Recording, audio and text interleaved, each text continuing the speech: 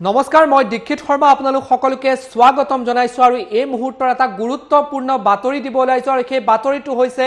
দেশৰ শিক্ষা ব্যৱস্থাৰ লগত 1992 চনৰ পাছত দেশৰ শিক্ষা ব্যৱস্থাক এতিয়া ব্যাপক হালসলনি কৰাৰ কথা কেন্দ্ৰ চৰকাৰে ঘোষণা কৰিছে আৰু এই ব্যাপক যি হালসলনি কৰা হৈছে দেশৰ শিক্ষা ব্যৱস্থাত এই ব্যাপক হালসলনি কৰা হৈছে প্ৰাথমিক পৰ্যায় প্ৰাক প্ৰাথমিক পৰ্যায়ৰ পৰা আৰম্ভ কৰি উচ্চ শিক্ষা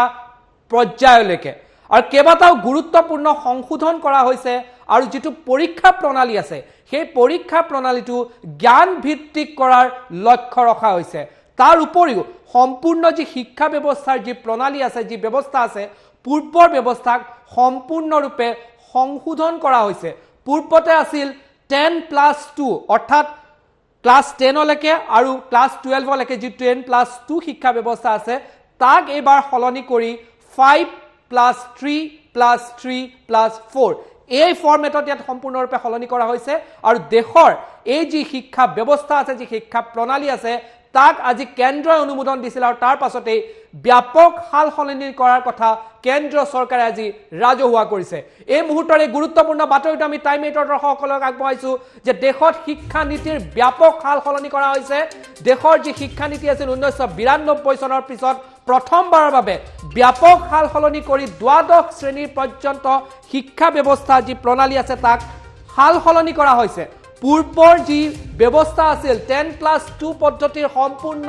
হলনি কৰি ইয়াক 4 ভাগত বিভক্ত কৰি কৰা হৈছে নতুন শিক্ষা প্ৰণালী অৰ্থাৎ 5+3+3+4 এই যি ব্যৱস্থা আছে তাক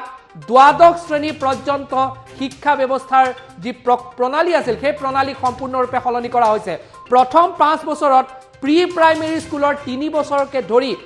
ক্লাস 1 আৰু ক্লাস 2 এই দুটা থাকিব দ্বিতীয় যেটো 3 বছৰ থাকিব সেইটো তৃতীয় শ্ৰেণীৰ পৰা পঞ্চম শ্ৰেণীলৈকে শিক্ষা ব্যৱস্থা থাকিব তৃতীয়টো যেটো 3 বছৰ থাকিব তাত ষষ্ঠটো অষ্টম শ্ৰেণী পৰ্যন্ত থাকিব সপ্তম হৈ যেটো অষ্টম শ্ৰেণী পৰ্যন্ত থাকিব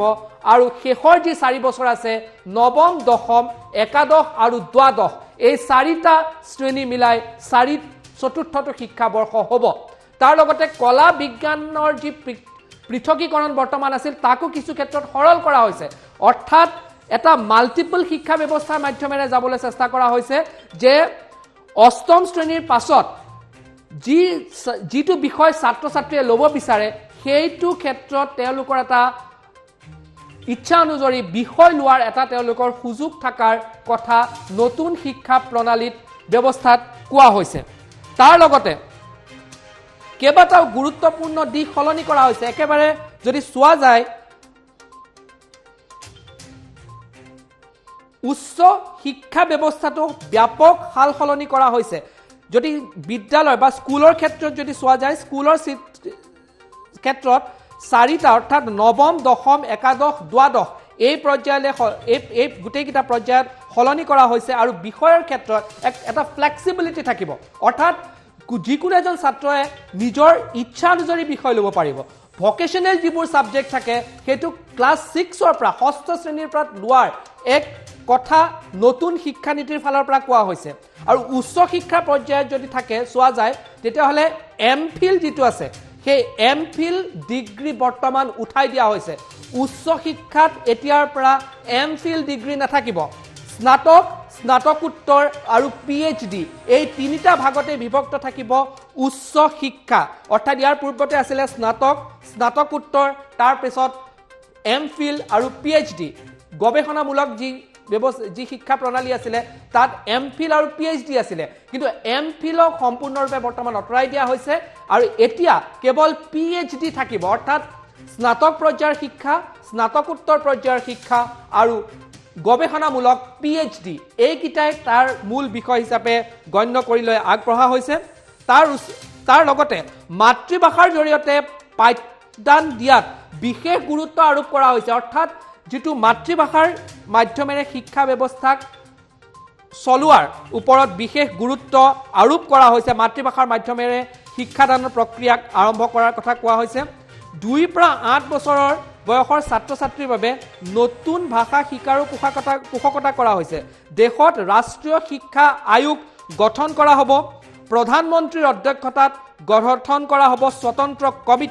কমিটিয়ে সামগ্ৰিক বিকাশৰ কাম কাজ কৰিব গৱেষণা ক্ষেত্ৰত এটা গুৰুত্বপূৰ্ণ সিদ্ধান্ত লোৱা হৈছে ৰাষ্ট্ৰীয় গৱেষণা প্ৰতিষ্ঠান গঠন কৰা হ'ব বিভিন্ন ক্ষেত্ৰত নতুন গৱেষণাৰ পৰিৱেশৰ ক্ষেত্ৰত এই গৱেষণা প্ৰতিষ্ঠানৰ মাধ্যমেৰে পৰিৱেশ গঢ়ি তোলাৰ বাবে চেষ্টা কৰা হ'ব তাৰ লগতে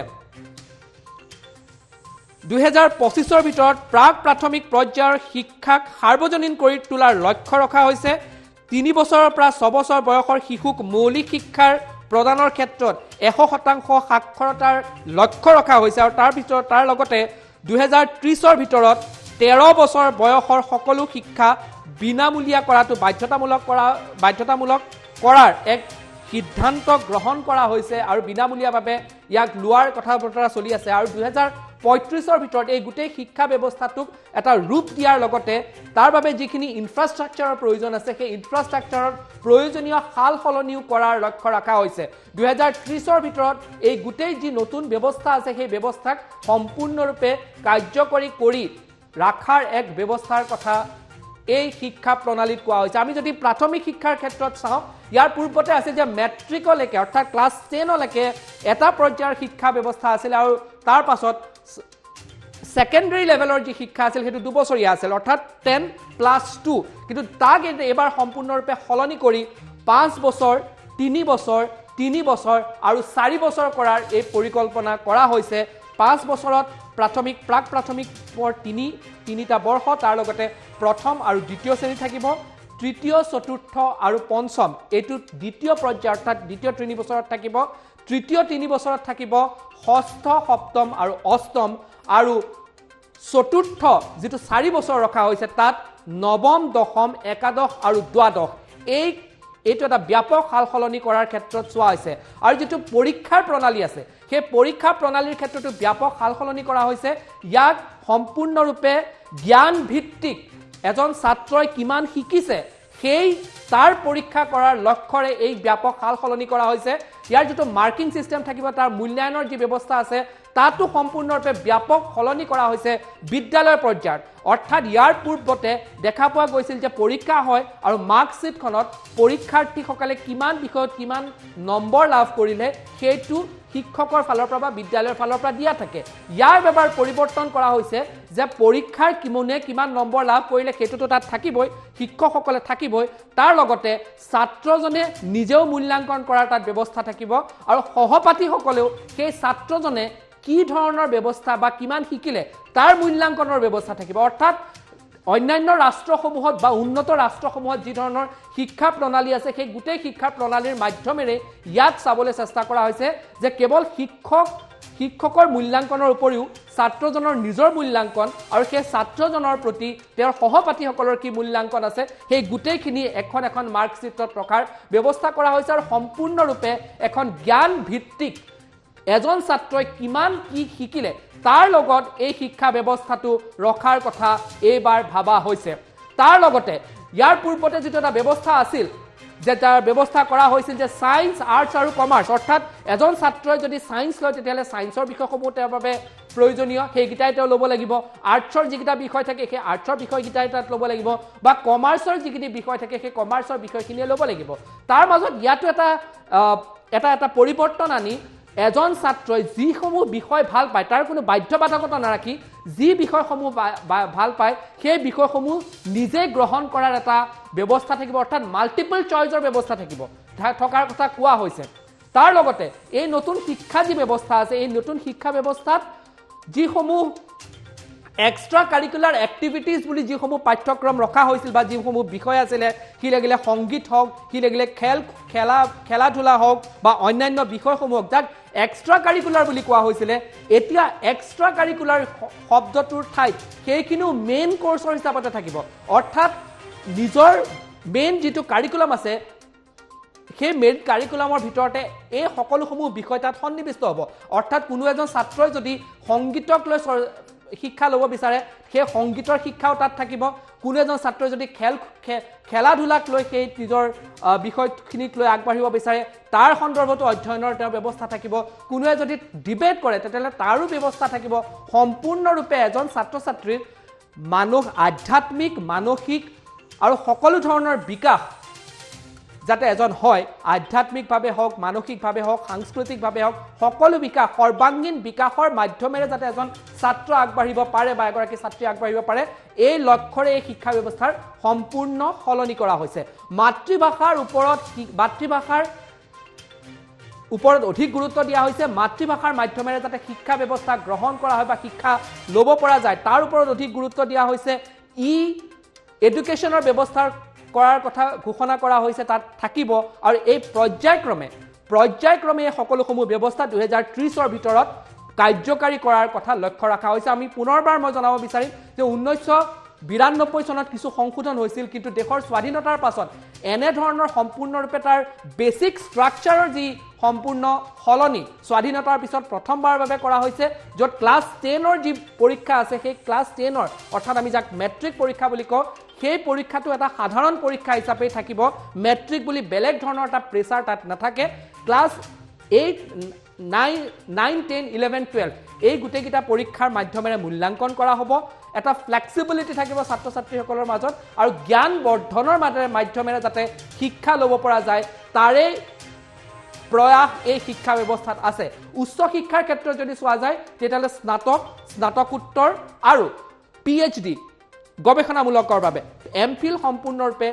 অতৰাই দিয়া হৈছে সংস্কৃত বিষয়টো এটা ঐচ্ছিক বিষয় হিচাপে নাথাকিব সংস্কৃত বিষয়টো মূল কাৰিকুলামৰ অংশ হিচাপে থাকিব পাৰে এই ধৰণৰ এটা প্ৰস্তাৱ এই যি নতুন শিক্ষা ব্যৱস্থা আছে সেই নতুন শিক্ষা ব্যৱস্থাত অন্তৰ্ভুক্ত কৰিবলৈ চেষ্টা কৰা হৈছে আৰু মুঠৰ পৰা যদি তুলনামূলকভাৱে এই শিক্ষা ব্যৱস্থাটোৰ ক্ষেত্ৰত চোৱা যায় সম্পূৰ্ণৰূপে পূৰ্বৰ যি শিক্ষা প্ৰণালী আছিল সেই শিক্ষা প্ৰণালীক ব্যাপক সালসলনি ঘটোৱাৰ এটা প্ৰচেষ্টা চলোৱা হৈছে য'ত অনলাইন সিস্টেমৰ মাধ্যমেৰে থাকিব অফলাইনো থাকিব স্কুল কলেজৰ মাধ্যমেৰে থাকিব আৰু সম্পূৰ্ণৰূপে এটা ফ্লেক্সিবল এডুকেশ্যন সিস্টেম দিয়াৰ কথা কেন্দ্ৰীয় চৰকাৰৰ ফালৰ পৰা কোৱা হৈছে আৰু এটা কমন এন্ট্ৰেন্সৰ মাধ্যমেৰে যাতে সকলো মহাবিদ্যালয় সমূহত যাতে এডমিশন লাভ কৰিব পৰা যায় তাৰ বাবে যাতে দেশৰ সকলোবোৰ মহাবিদ্যালয়ত এটা কমন এন্ট্ৰেন্স সিস্টেম থাকে তাৰো পোষকতা এই নতুন শিক্ষা নীতিত কৰা হৈছে তাৰ লগতে এই ব্যৱস্থাটো যেটো 10+2 আছিল সেই 10+2 সলনি কৰি এতিয়া 5+3+3+4 এই নতুন শিক্ষা প্ৰণালী ইয়াত বলবৎ কৰিবলৈ চেষ্টা কৰা হৈছে আৰু আজি কেন্দ্ৰীয় কেবিনেটে এই নতুন শিক্ষা নীতিক অনুমোদন জনাইছিল নতুন অনুমোদন জনোৱাৰ পাছত নতুন শিক্ষা নীতিক অনুমোদন জনোৱাৰ পাছত যি HRD মিনিষ্ট্ৰী আছিল ministry of human resource and development বুলি যাক কোৱা হয় তাৰ নামো সলনি কৰি শিক্ষা মন্ত্ৰালয় কৰি দিয়া হৈছে আৰু এতিয়া পৰা দেশত শিক্ষা মন্ত্ৰালয় থাকিব শিক্ষা মন্ত্ৰালয়ৰ অন্তৰ্গত এই গুটেই ব্যৱস্থাখিনি কৰা হৈছে ইয়াৰ পূৰ্বতে যোৱা বছৰ আগষ্ট মাহত ইছৰৰ প্ৰাক্তন অধ্যক্ষ কে কস্তুৰী ৰংগনৰ নেতৃত্বত গঠন হোৱা এখন কমিটিয়ে কেইবাটাও নতুন শিক্ষা নীতিৰ ওপৰত তেওঁলোকৰ যি খচৰা আছিল সেই খচৰা প্ৰস্তুত কৰি দিছিল তাৰ ওপৰত ব্যাপক চৰ্চা চলিল আৰু চলাৰ পাছত আজি কেন্দ্ৰীয় কেবিনেটে তাক অনুমোদন জনালে আৰু এই গুটেই শিক্ষা ব্যৱস্থাটোক স্বাধীনোত্তৰ কালৰ সৰ্ববৃহৎ আৰু ব্যাপক শিক্ষাৰ ক্ষেত্ৰত সালসলনি বুলি কোৱা হৈছে য'ত পৰীক্ষাৰ পদ্ধতিৰ পৰা আৰম্ভ কৰি শিক্ষাদান দিয়া সকলোবোৰ বিষয় ব্যাপক সালসলনি কৰোৱা হৈছে পৰীক্ষা এতিয়াৰ পৰা জ্ঞান ভিত্তিক হ'ব এজন ছাত্ৰ ছাত্ৰীয়ে কিমান শিকিলে তাৰ ওপৰত হ'ব মুখস্থ বিদ্যাৰ ফলত যাতে এজন ছাত্ৰ ছাত্ৰী আগবাঢ়িব লগা নহয় তাক সম্পূৰ্ণৰূপে দূৰ কৰিবলৈ চেষ্টা কৰা হৈছে শিকিলে কিমান সেই সন্দৰ্ভতে এই শিক্ষা ব্যৱস্থা থাকিব আৰু ইয়াক আজি কেন্দ্ৰীয় কেবিনেটৰ ফালৰ পৰা অনুমোদন দিয়াৰ লগে লগে কাৰ্যকাৰী হ'ব 2030ৰ ভিতৰত পৰ্যায়ক্ৰমে বলবৎ কৰা হ'ব আৰু HRD মিনিষ্ট্ৰী এতিয়াৰে পৰা শিক্ষা মন্ত্ৰালয়লৈ সলনি কৰা হৈছে তাৰ নাম